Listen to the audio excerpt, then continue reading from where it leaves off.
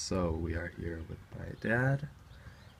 We are interviewing him on what it was like when President Bill Clinton was in office. So Dad, let me just start off by asking what were the economic issues when he was in office? Well, at the beginning, he was just took over after uh, George H.W. Bush was president, and the economy was kind of faltering a little bit. But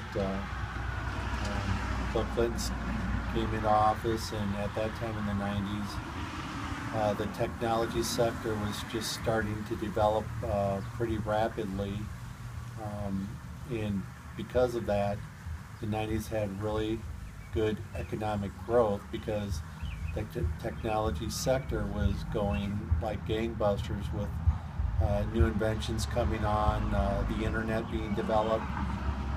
So the efficiencies were coming in just because of the newer technology developments, and that led to a more efficient economy and a stronger economy.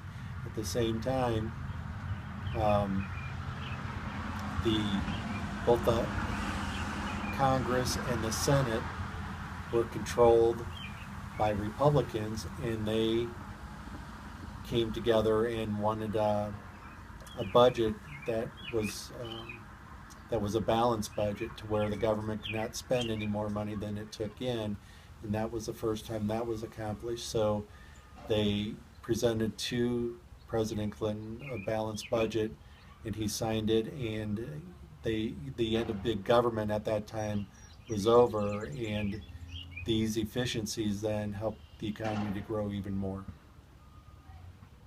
Alright. Now, going internationally, for those of you that have seen the movie Black Hawk Down, uh, the mission was taking place in Somalia, and that was the same time that Bill Clinton was in office. So, Dad, do you remember what happened with our conflict with Somalia? In Somalia, they were in civil war with each other. Some of it, a lot of it, I should say, was based on religious beliefs. You had radical um, extremists trying to take over the country, and they were, assassinating people left and right. So we did not go in there to help militarily. We went in there to help provide aid by bringing in supplies and food for the people who needed it.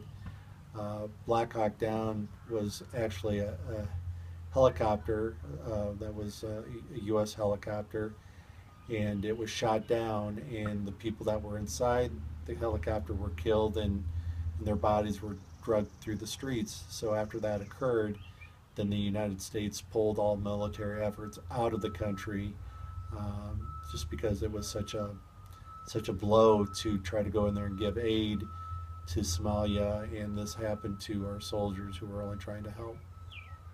Right. And then also there was a conflict that occurred in our home country, the United States, particularly in Oklahoma City. What can you tell us about that?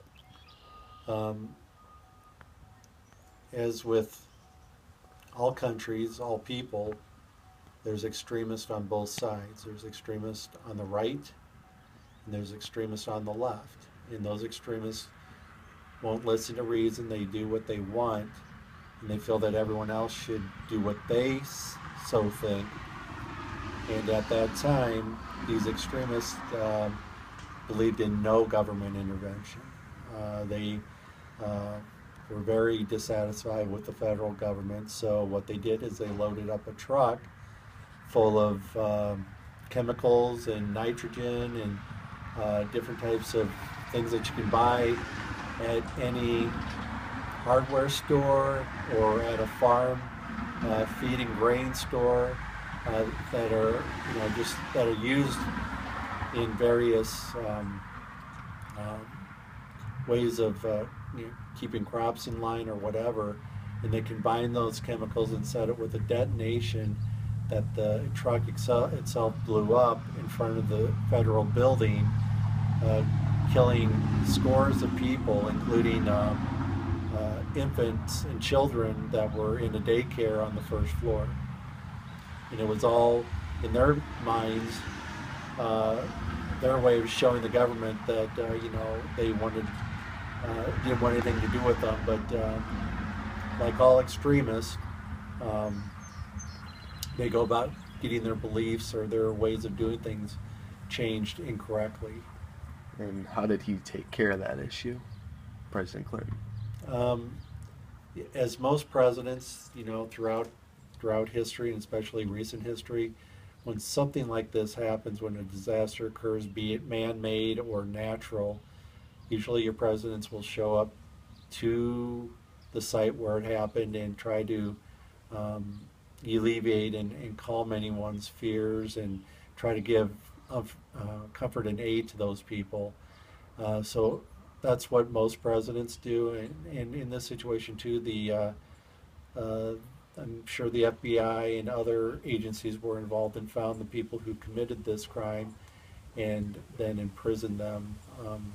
And if I remember correctly, I'm trying to remember. I think Timothy McVeigh, the main character, was found guilty, and I believe at this time has been executed for the crimes or something else along the way happened to. I'm pretty sure he's no longer alive. Okay. And then, going on a lighter subject, how was President Clinton involved with the North American Free Trade Agreement?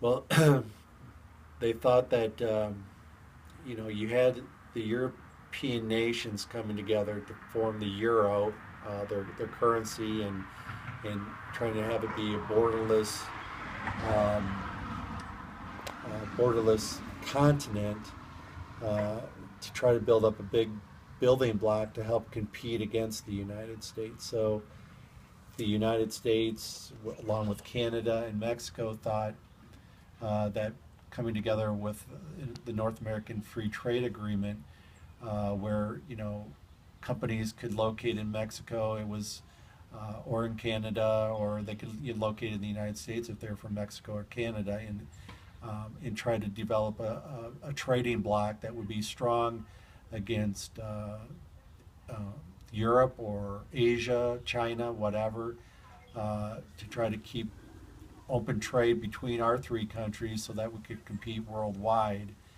And that's why they developed NAFTA, or the North American Free Trade Agreement. But kind of what that has done to our economy is it has taken some of the jobs out of the United States to Mexico, because in Mexico the wages are lower. So they can pay a Mexican worker a lot less than you would be paid here in the United States. That gives benefits to the company, be it like, let's say, General Electric or Ford or General Motors. Any of those companies, if they locate their plants in Mexico, can get cheap labor, so in the end they make more profits. So that overall has hurt the labor force in the United States, because of NAFTA, these jobs can go elsewhere into either Canada or Mexico more freely, and it eliminates some of our better paying jobs in this country. Right. And very lastly, a lot of you may as well know, see a lot of TV shows or movies nowadays that like to poke fun at this. Could you explain what happened with President Bill Clinton's impeachment? Well, it mainly the impeachment was surrounded and done because he lied in a testimony, when he was sworn under oath to give the truth, the whole truth, and nothing but the truth. And he lied regarding having sexual relations with an intern. Her name was Monica Lewinsky. And so the impeachment wasn't so much that he had sexual relationships as it was more the fact that he lied under oath. Someone that I know was actually a federal marshal for the U.S. government, and he was the one who actually interviewed President Clinton regarding this the lies and everything regarding this case. Um, and he did say, when he walked in to interview him, he introduced himself to the president.